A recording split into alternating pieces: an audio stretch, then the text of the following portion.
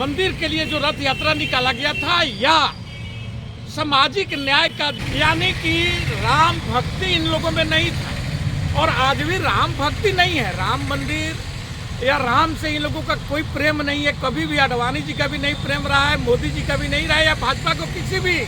नेता को राम से या हमारे धर्म से कोई प्रेम नहीं रहा है, बल्कि ये लोग हमेशा धर्म को बेच करके राजनीति किए हैं। न्याय जो निकला था दलित, पिछड़ों,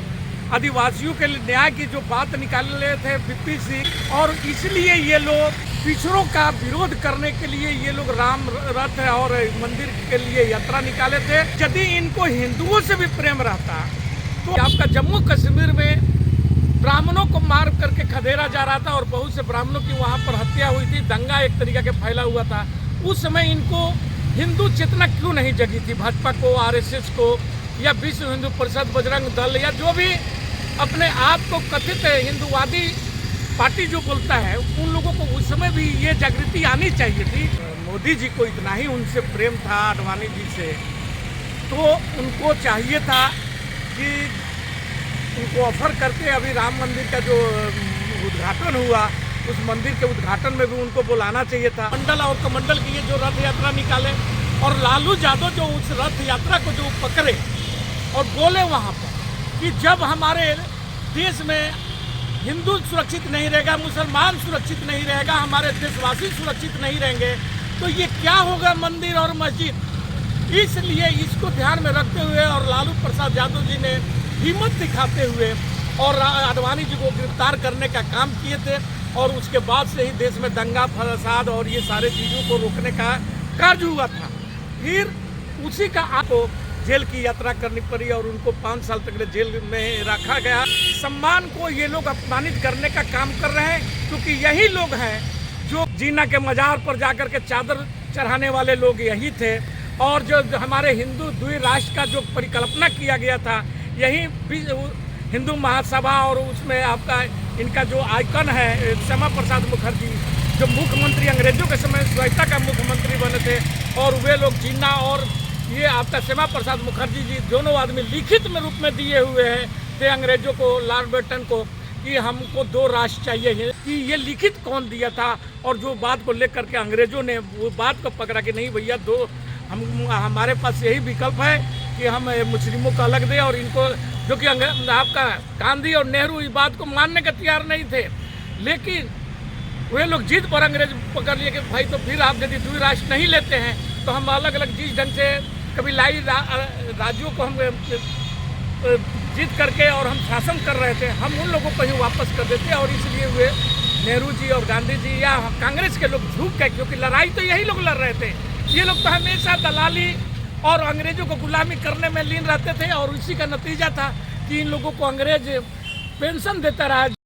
आइए आज पुनः स्वागत करते हैं हम अपने चैनल के माध्यम से अपने दर्शकों,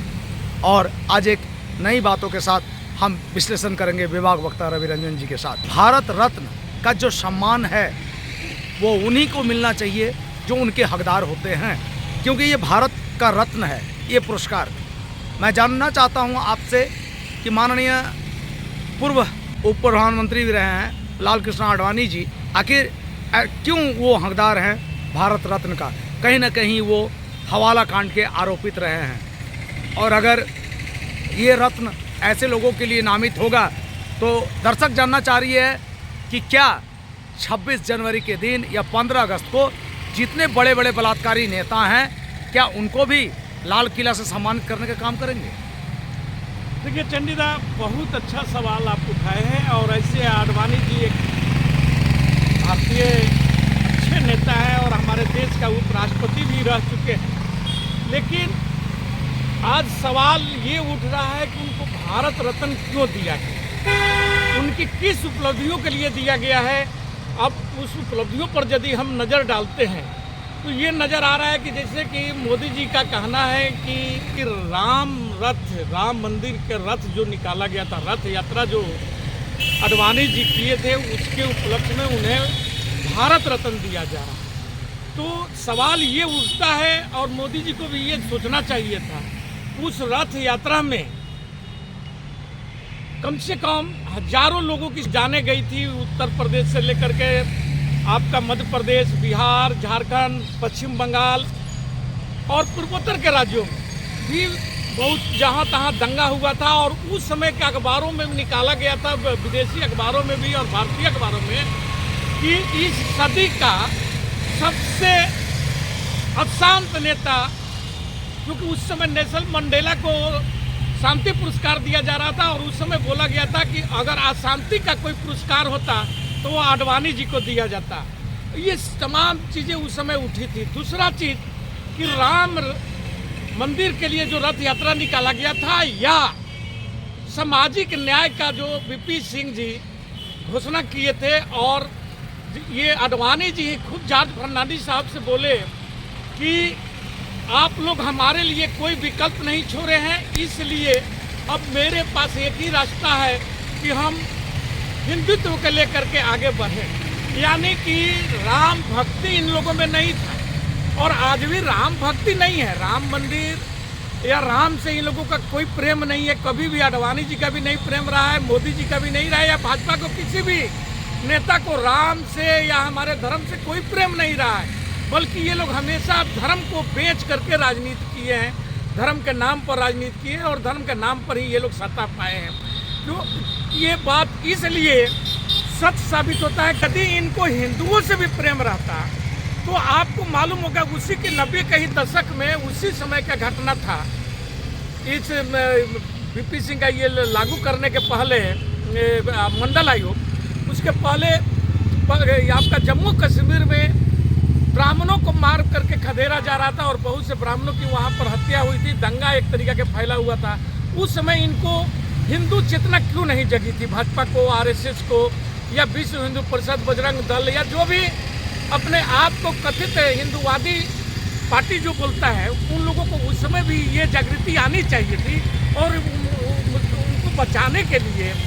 वहाँ के कश्मीरी पंडितों को बचाने के लिए इन लोगों को आगे आना चाहिए था। उस समय आंदोलन खड़ा करना चाहिए था, उस समय रथ यात्रा भी निकालनी चाहिए थी। लेकिन ये लोग उस समय वे हिंदू, चूंकि इनको ना हिंदू से प्रेम है। एक और सवाल रवि रंजन जी, माननीय श्री लाल कृष्ण आडवाणी जी को भारत रत्न इसलिए दिया जा रहा है कि वो राम मंदिर के लिए रथ निकाले थे।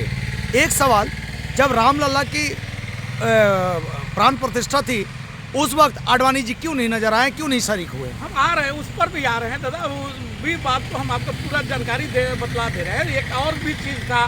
कि आडवाणी जी जब ये मंदिर, मोदी जी को इतना ही उनसे प्रेम था आडवाणी जी से, अभी राम मंदिर का जो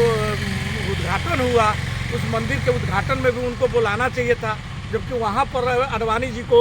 नग्न कर दिया गया ये अपने फोटो चमकाने के लिए। दूसरा चीज़, हमें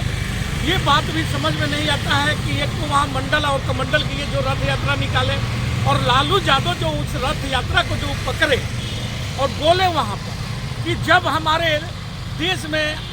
हिंदू सुरक्षित नहीं रहेगा, मुसलमान सुरक्षित नहीं रहेगा, हमारे देशवासी सुरक्षित नहीं रहेंगे, तो ये क्या होगा मंदिर और मस्जिद। इसलिए इसको ध्यान में रखते हुए और लालू प्रसाद यादव जी ने हिम्मत दिखाते हुए और आडवाणी जी को गिरफ्तार करने का काम किए थे और उसके बाद से ही देश में दंगा फसाद और ये सारे चीज़ों को रोकने का कार्य हुआ था। फिर उसी का आज भुगतान है कि लालू प्रसाद यादव को जेल की यात्रा करनी पड़ी और उनको 5 साल तक जेल में रखा गया और ये भाजपा वाले रखे। दूसरा, मोदी जी का हमेशा ये सोच होता है कि किस ढंग से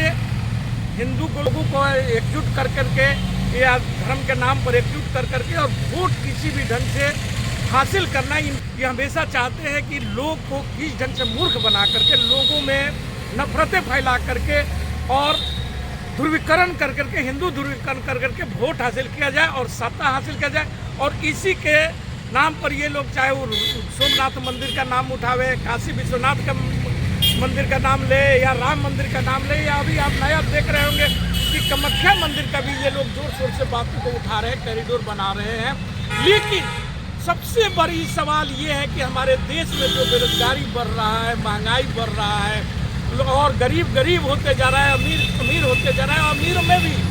चंद लोग जो इनके साथ है, जो इनको चंदा देते हैं और इनके साथ में रहते हैं, वे 2-4 लोग छोड़ करके और उसी के आधार पर ये लोग जीडीपी दिखा रहे हैं, उसी के आधार पर ये हमारी सारी इनकी रणनीति तैयार होती है 2-4 चंद पूंजीपतियों के नाम पर। ये इनकी अपनी सोच है और उसी के आधार पर ये बनाते हैं। लेकिन कभी भी जो बेरोजगार युवा है, गरीबी हमारे देश में बेतहाशा बढ़ रहा है, इस पर ये लोग कभी कोई सोच नहीं रखते हैं। लेकिन ये मंदिर के मुद्दे उठा करके और ये भारत रत्न का जो एक मर्यादित ये हमारा पुरस्कार है भारत का, जो कि जिसका देश के कोई ना कोई व्यक्ति योगदान दिया रहा है, कहीं ना कहीं लोग समझ पा रहे हैं कि ये सम्मान का अपमान ये है। दिया जाता है। यानी इस सम्मान को ये लोग अपमानित करने का काम कर रहे हैं, क्योंकि यही लोग हैं जो कि हमेशा देखिए जितने भी घटना हुई, चाहे आप देखे होंगे कि लोकसभा के सचिवालय पर जो हमला आतंकवादियों द्वारा किया गया था, उस समय भी अटल जी का ही सरकार था।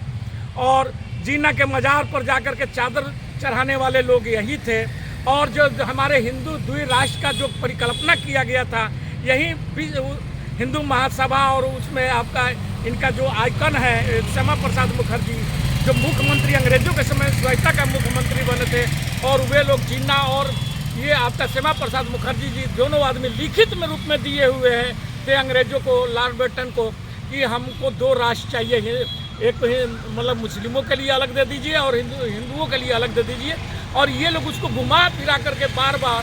कांग्रेस पर ये लोग तोहमत लगाते हैं कि कांग्रेस के और नेहरू के गलती के कारण हमारे देश का बंटवारा हुआ, जबकि सच्चाई ये है। और हर पढ़े लिखे आदमी को ये पढ़ना चाहिए, देखना चाहिए कि ये लिखित कौन दिया था, और जो बात को लेकर के अंग्रेजों ने वो बात को पकड़ा कि नहीं भैया, हमारे पास यही विकल्प है कि हम मुस्लिमों को अलग दें और इनको, जो कि आपका गांधी और नेहरू इस बात को मानने के तैयार नहीं थे। लेकिन वे लोग जिद पर अंग्रेज पकड़ लिए कि भाई तो फिर आप यदि 2 राष्ट्र नहीं लेते हैं तो हम अलग अलग जिस ढंग से कभी राज्यों को हम जीत करके और हम शासन कर रहे थे, हम उन लोगों को ही वापस कर देते। और इसलिए वे नेहरू जी और गांधी जी या कांग्रेस के लोग झुक गए, क्योंकि लड़ाई तो यही लोग लड़ रहे थे। ये लोग तो हमेशा दलाली और अंग्रेजों को गुलामी करने में लीन रहते थे, और इसी का नतीजा था कि इन लोगों को अंग्रेज पेंशन देता रहा, जिसमें इनका जो इनका आइकन है वीर सावरकर, उनको 60 इन सब लोगों से पूछना चाहिए कि आखिर किस लिए उनको 60 रुपया का पेंशन दिया जाता था, जबकि वहाँ पर उस समय 1 रुपया में 1 भरी सोना मिल जाता था, जो कि आज 55-60 हज़ार रुपया भरी हुआ है। तो सोचिए कि उस समय 60 रुपये का कितना कीमत था। लेकिन हम इस सब बड़ी बातों पर नहीं जाएंगे। हम आते हैं कि इस लोगों का जो ध्रुवीकरण की बात है, और उस ध्रुवीकरण में जो नफरतें देश में फैलाई जा रही है, उसी का नतीजा है कि राहुल गांधी जी भारत जोड़ो न्याय यात्रा निकाले। जय हिंद, जय भारत।